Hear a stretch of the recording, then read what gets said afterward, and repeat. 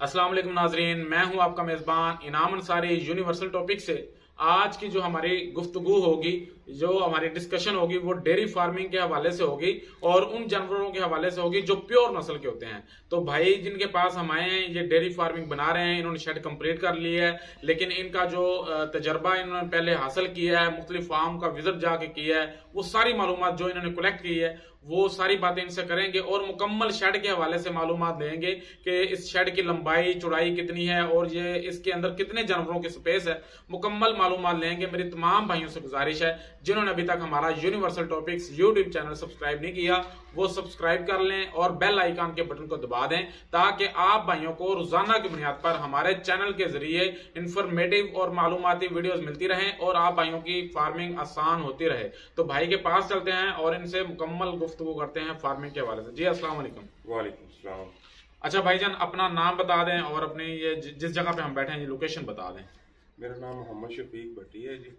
हम बैठे हैं जी अख्तराबाद 16 1L। अच्छा, थोड़ा सा माइंड नहीं करिएगा, थोड़ा सा ऊंचा बोलिएगा। तो ये बताइएगा, ये शेड जो आपने बनाया है ये कितनी जगह में बनाया है और इसकी लंबाई चौड़ाई कितनी है? ये शेड जो कवर्ड एरिया ना शेड का वो तकरीबन 1 एकड़ है। सही है। इसकी लंबाई है 160 फुट और चौड़ाई है 85 फुट। सही है। सही। और इसके अलावा ये जो ओपन एरिया है वो एक साइड में 35 फुट है। सही है। दूसरी साइड में जो है वो कम है। सही। जो कि हमें इंफॉर्मेशन नहीं थी उस वक्त इतनी, उस वजह से जो है ना वो 12 से 13 फुट सही हो गया ओपन एरिया। अच्छा, ये बताइएगा, ये जो आपने छत बनाई है इसके 5 हिस्से हैं।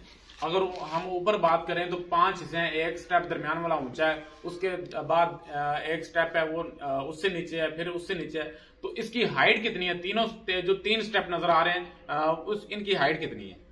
वो इनाम साहब मैं आपको बताता चलूं, ये जो 5 छतों वाला शेड है ना, ये बेसिकली जो प्योर एनिमल्स हैं जो बाहर से आए होते हैं, यहाँ पे ग्रोथ की है, उनके बच्चे हैं, सही, ये उनके हवाले से बनाया जाता है। अदरवाइज 3 छतों वाला शेड भी आपने देखे होंगे, एक छत वाला बरांडा भी देखा होगा, सही। वो जिस तरह के हम जानवर रखना चाहें उस हिसाब से उनको सहूलियात मुयसर करनी बहुत ज़रूरी होती है, क्योंकि इन एनिमल्स जो बाहर से आते हैं, इन एनिमल्स को शावरिंग भी चाहिए, फैन भी चाहिए, इनका टेम्परेचर जो है शेड का बाहर के टेम्परेचर से मेंटेन रखना बहुत ज़रूरी होता है। क्योंकि गर्मियों में जब हमारा टेम्परेचर 40+ जाता है तो हमें शेड का जो टेम्परेचर है वो मेंटेन रखने के लिए तो शावर और फैन का जो सहारा लेना पड़ता है। इस वजह से तकरीबन शेड का टेम्परेचर जो है वो 25-26 डिग्री पे रखना बहुत ज़रूरी है। और सर्दी के हवाले से इन जानवरों को कोई प्रॉब्लम नहीं है। आप सर्दी चाहे माइनस में भी टेम्परेचर हो तो फिर भी इन जानवरों को कोई मसला नहीं होता, क्योंकि ये ऑलरेडी जो है वो बहुत कूल इलाके से ये तल्लक रखते हैं। इनका कोई ऐसा इशू नहीं है कि सर्दी लगने की वजह से। अच्छा, ये टेम्परेचर आपने जो है उसको कंट्रोल में रखने के लिए इनकी जो हाइट है वो कितनी कितनी है? बेसिकली ये 3-4 तरह के शेड बनते हैं। एक तो शेड होता है जो प्योर आयरन का, सही। आयरन के शेड में जो है वो सेंटर की जो हाइट है वो कम से कम जो है ना वो 35-36 फीट होनी चाहिए। और वो शेड 3 छतों पर मुश्तमिल होना चाहिए, जिसकी एक सेंटर में अगर हाइट आपकी 36 फीट है तो साइड में जो हाइट है वो 14 फीट होगी। वो जो उसकी स्लोप है ना शेड की, वो स्लोप जो है वो हवा का जो सिस्टम है ना दाखिल होने का, वो बहुत बेहतरीन रखती है। अगर आप लोहे का शेड बनाते हैं और हाइट रख लेते हैं आप 20-22 फीट, तो वो इन जानवरों के लिए बेहतर नहीं है, क्योंकि वो शेड गर्म हो जाएगा। आप फैन भी चलाएंगे और शावरिंग भी चलाएंगे, लेकिन वो टेम्परेचर मेंटेन रखने में नाकाम रह जाएंगे। अगर आप इस तरह का जो है वो सीमेंट का शेड, सीमेंट की छतें, तैयार छतों का शेड बनाते हैं, तो फिर सेंटर में से 20+ हाइट रखनी बहुत जरूरी है। और 5 छतों का मकसद ये है, एक तो आपको कवर एरिया जो है वो जो इसकी चौड़ाई है ना वो कम से कम 85 और 90 फीट चाहिए, जो कवर्ड एरिया जो जिसके ऊपर छत है, सही। लेकिन अगर आप इसको रखते हैं 3 छतों में मुश्तमिल रखते हैं तो इस हवाले से जो ये क्यूबिकल लगे हुए हैं जिनमें गायें बैठती हैं, तो ये चीजें इसके अंदर नहीं है। सही है। अच्छा, ये बताइएगा, ये तो आपने बड़ी डिटेल के साथ बता दिया हमें, तो ये बताइएगा ये जो शेड है इसके अंदर आपने कितने जानवरों की स्पेस रखी है, कितने जानवर आप इसके अंदर डालेंगे और कब डालेंगे? ये शेड 120 जानवरों पर मुश्तमिल है। ये 120 जानवर इसमें मिल्किंग काउ जो है ना वो आ सकती हैं, और अदरवाइज जो है ये अगर आप छोटे बच्चे हिफर्स ये चीजें रखें तो वो ज्यादा भी आ सकती हैं। 120 के हवाले से मैं इसलिए बता रहा हूँ कि ये जो क्यूबिकल्स लगे हुए हैं ना, इस पर क्यूबिकल्स में एक जानवर जो है वो एक जानवर के बैठने की जगह है, यानी एक स्पेस में एक जानवर बैठ सकते हैं। अच्छा, इसमें आप प्योर जानवर रखेंगे, प्योर ब्रीड रखेंगे, कौन सी नस्ल आप रखेंगे प्योर के हवाले से, वो जरा बताइएगा।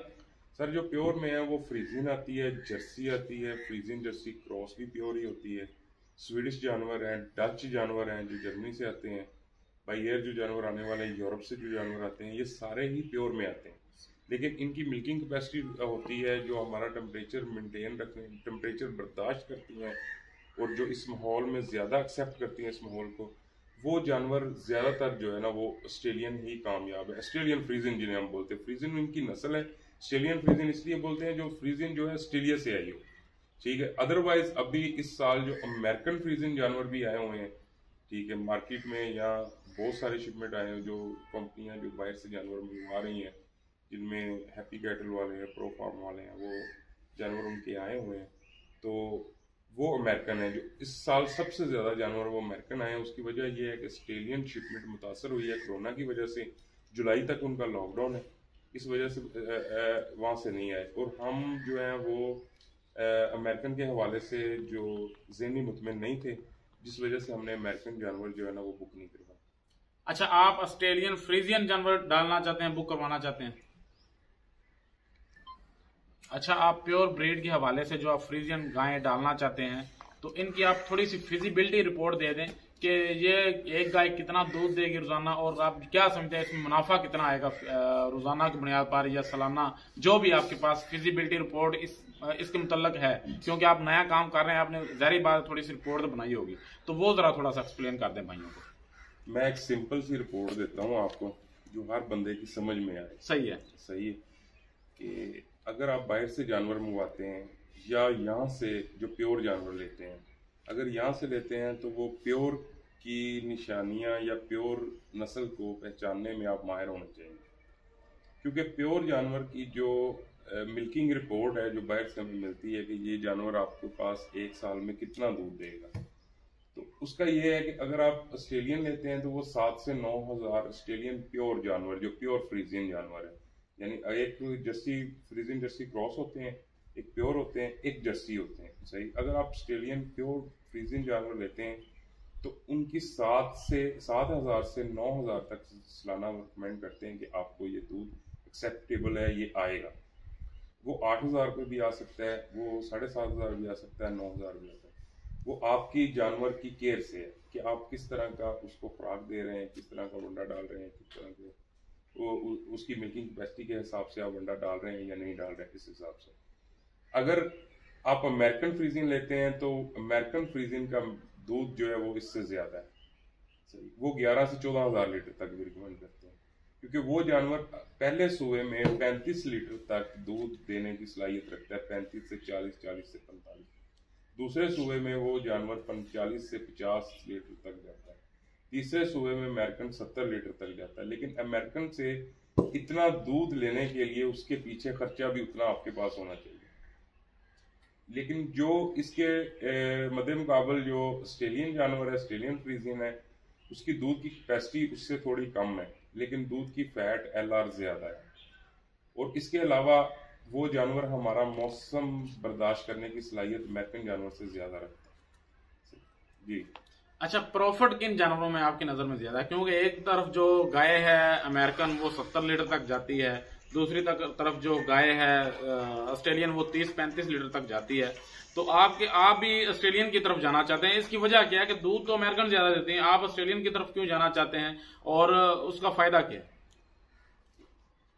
उस हवाले से ये बात मैं आपको समझाना चाहता हूँ कि जो ऑस्ट्रेलियन जानवर है वो 7 से 8, 8 से 9, 10 सुबह 11 सुबह तक भी दे जाता है। जो अमेरिकन जानवर है वो 4 सुबह के बाद जो है ना वो बमुश्किल जो 5 न्यूट्रिशन में वो आपके पास प्रेगनेंट हो या ना हो, ये कोई कहा नहीं जा सकता। दूसरी चीज़ ये कि ऑस्ट्रेलियन जानवर जो है वो बड़ी देर से आ रहे हैं पाकिस्तान में, और अमेरिकन जो है ये पिछले 2 साल से आना शुरू हुआ है।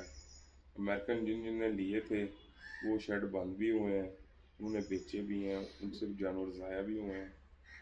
बाकी वल्लाह आलम, क्योंकि ये तो मैंने अभी तक रखे नहीं है, ये सारी सुनने वाली या जो रिपोर्ट्स हमें डॉक्टरों ने या जो जानने वालों ने दी हैं उस हवाले से ये। बाकी अमेरिकन का दूध ज़्यादा है, लेकिन अमेरिकन का मेडिकल का खर्चा भी बहुत ज़्यादा है।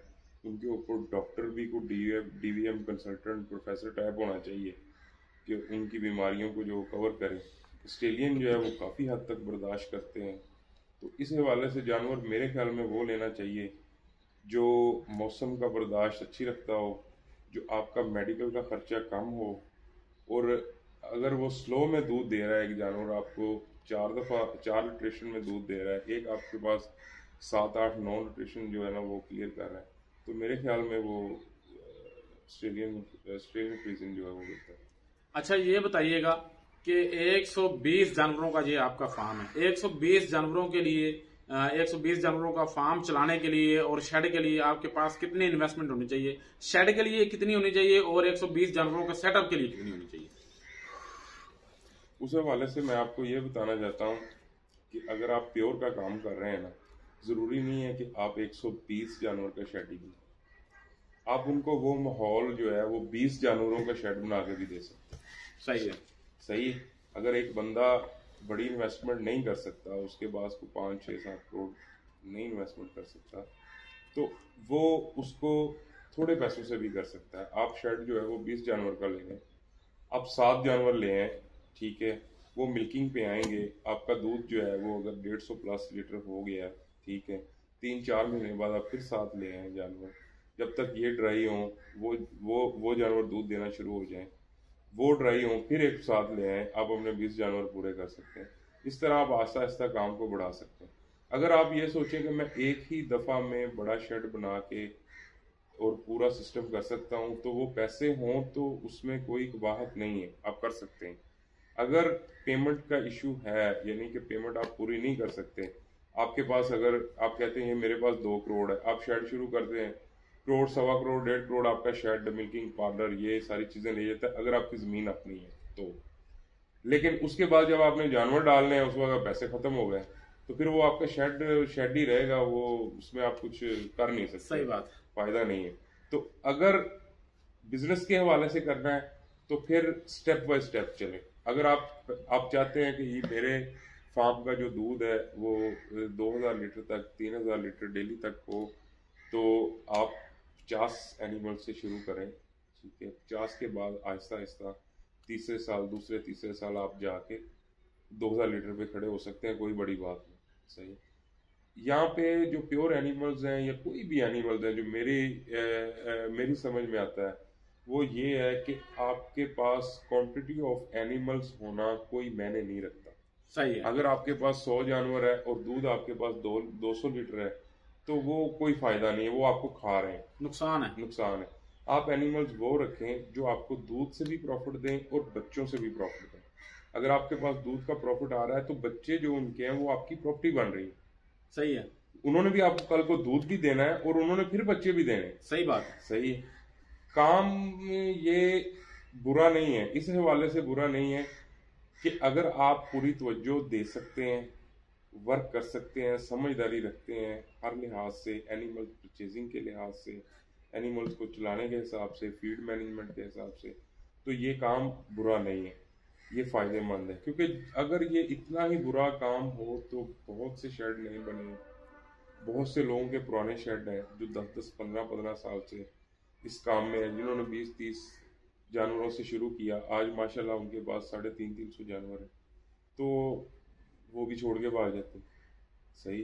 अदरवाइज जो इन्वेस्टमेंट है आपकी वो किसी लिहाज से ज़ाया नहीं जाती, किसी भी लिहाज से ज़ाया नहीं जाती, वो आपको प्रॉफिट दे के जाती है। आप शेड में एक देसी जानवर लेके आए, 2 महीने खिलाने के बाद वो आपका जानवर, अगर आप 20,000 का एक जानवर फॉर एग्जाम्पल लेके आए हैं, मेल जानवर भी को 20,000 के, 2 महीने खिलाने के बाद वो भी आपको को 5-7 हजार दे के जाए। सही बात है। सही।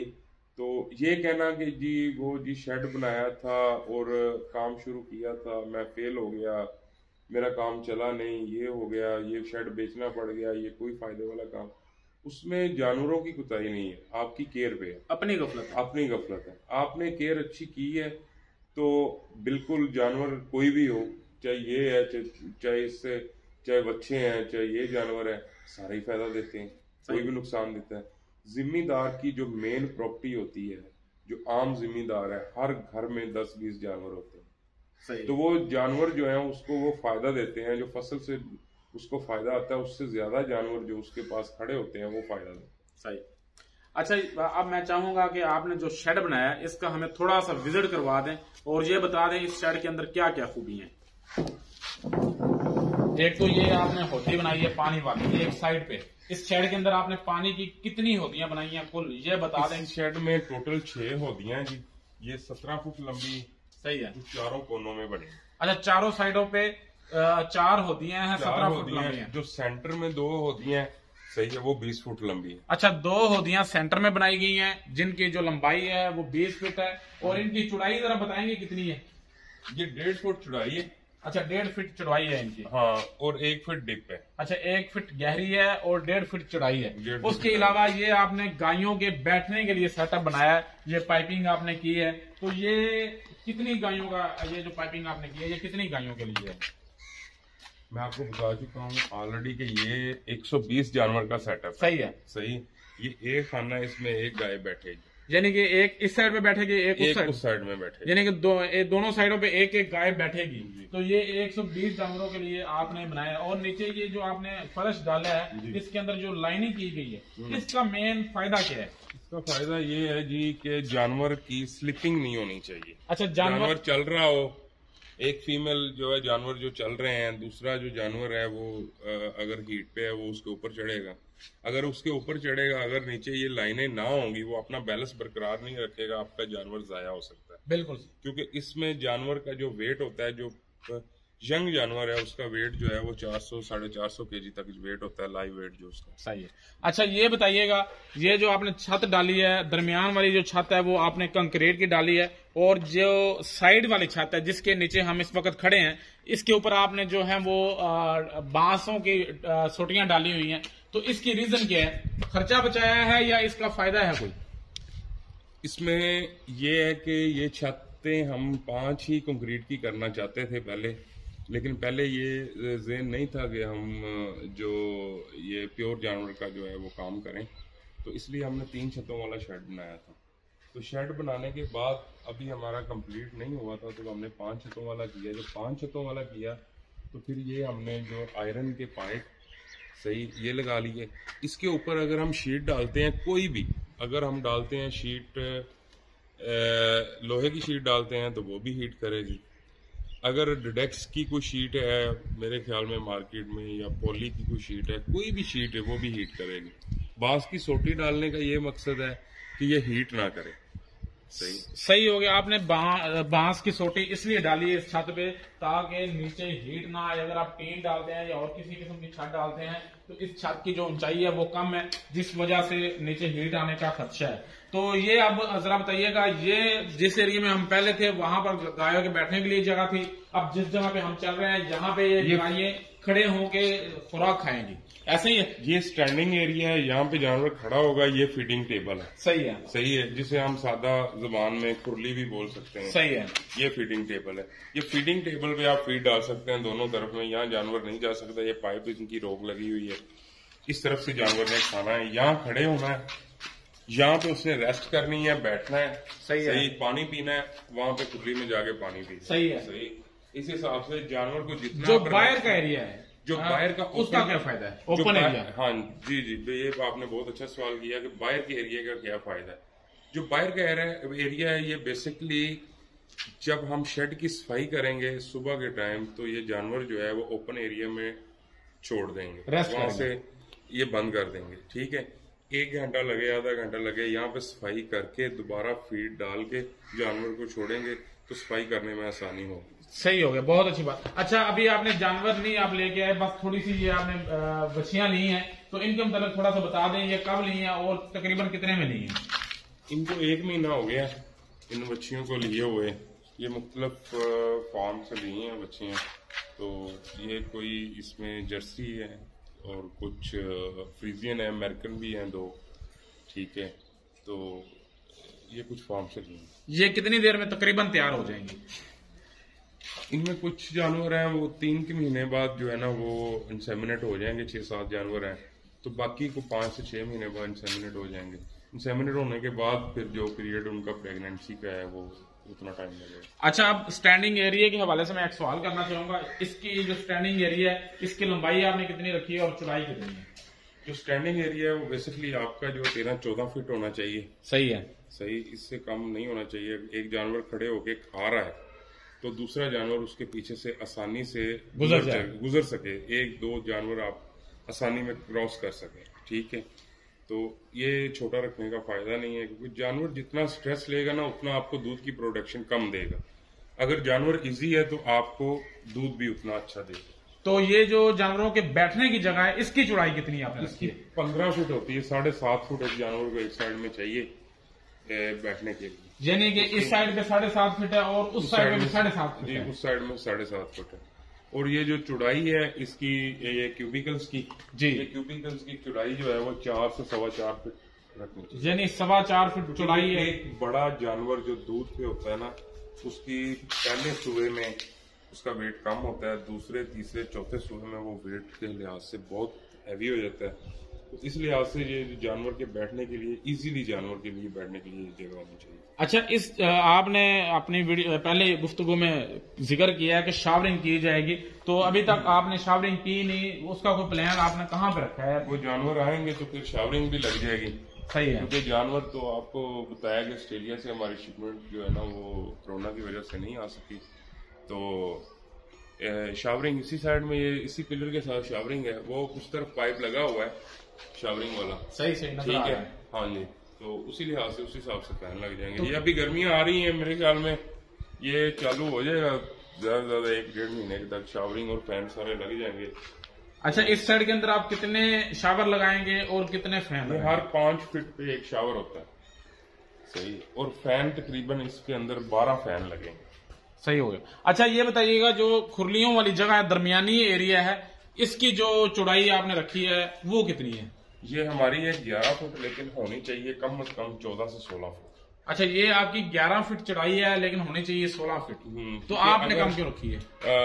हमने कम रखी है, कोई हमारी मिसमैनेजमेंट थी जिसकी वजह से ये कम रखी है।